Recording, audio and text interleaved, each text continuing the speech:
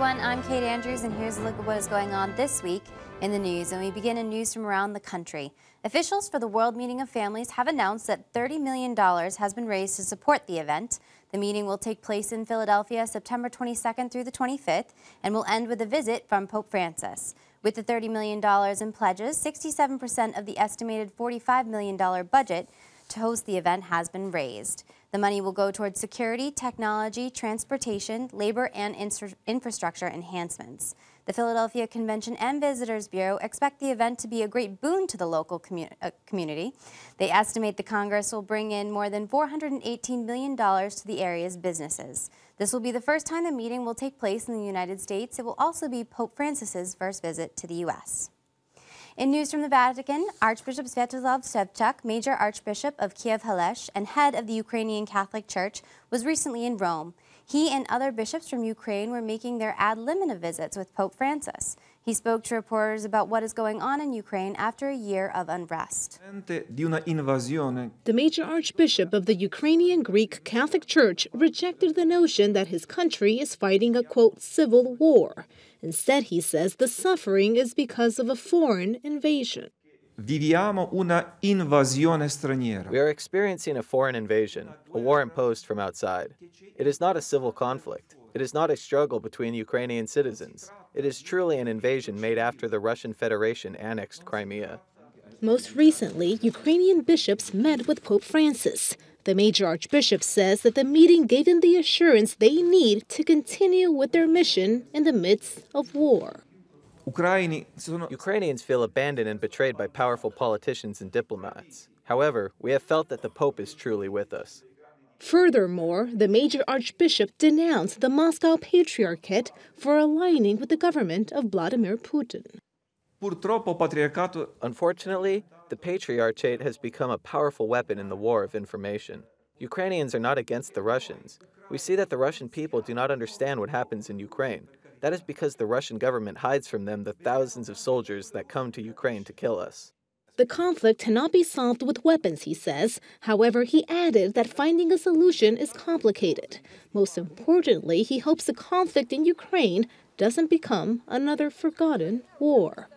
Indifference kills. I ask you not to be indifferent because what happens in Ukraine is not a Ukrainian crisis. It is not just a local conflict.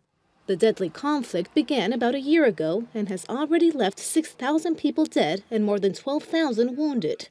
According to the United Nations, the conflict has left more than 1 million refugees. Archbishop Shevchuk invited Pope Francis to visit the war-torn nation. The Archbishop said a papal visit would show the power of prayer and Christian solidarity, give the people courage and hope, and build a better future for everyone. Back to news from around the country, Bishop Michael Bransfield of Wheeling, Charleston, West Virginia, is calling for prayers for residents who were evacuated and remain without drinking water after a major train derailment February 16th. He also offered prayers for those who are still working on the cleanup. A federal investigation has begun into what caused the catastrophe that spilled crude oil into the adjacent Kanawha River. The train was carrying more than 100 tankers of oil. After an explosion that sent fire into the sky, roughly 14 cars burned as oil spilled into the river. Some cars had been removed, but many of the 27 cars that went off the tracks remain because ice and snow have made the task extremely difficult. And finally in the news, Jesuit Father Alexis Prem Kumar, who was kidnapped June 2nd in Afghanistan's Herat province, has been freed. He was flown to New Delhi from Kabul February 22nd. Rome Reports has the details. The nightmare is over. After being kidnapped for 8 months in Afghanistan, Father Alexis Prem Kumar is now free and back home with his family in India. His friends and colleagues with the Jesuit Refugee Service got a phone call with the good news. Shock, elation. There's been a lot of tension in the organization. You can imagine when somebody's kidnapped, it's not just the effect on the people who are closest, it's an effect the whole way through the organization. The details of his release are not being shared, but at least on one occasion, the captors did ask for a ransom. The Jesuit Refugee Service says the Indian and Afghan government played key roles in his release. The 47-year-old Jesuit priest was kidnapped back in June 2014 near the Afghan city of Herat, where he taught in a nearby school. Armed men with apparent ties to the Taliban began to threaten him. We know he tried to run and they grabbed him and they pushed him into a car. And that was when his nightmare started. The scars that we won't know about are the ones which will be the psychological scars. The Jesuit Refugee Service operates in many war-torn countries, including Afghanistan, Iraq, and Syria. Security was never overlooked, but Prem Kumar's kidnapping was a wake-up call. Since then, security training has increased all around, especially given the high tension in many Middle Eastern countries.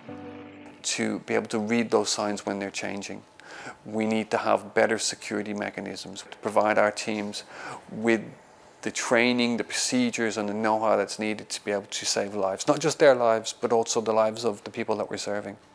Upon his arrival to the airport, Father Prem Kumar was asked about his 8-month ordeal. He said he's not ready to talk about the experience just yet, but he added he's just happy to be back home. And I'm sure Father Kumar's family is very happy to see him home. That is all the information we have for you at this time. I'm Kate Andrews. Don't forget, you can keep up to date on Catholic news throughout the week with Catholic Newsbreak right here on the Catholic TV Network.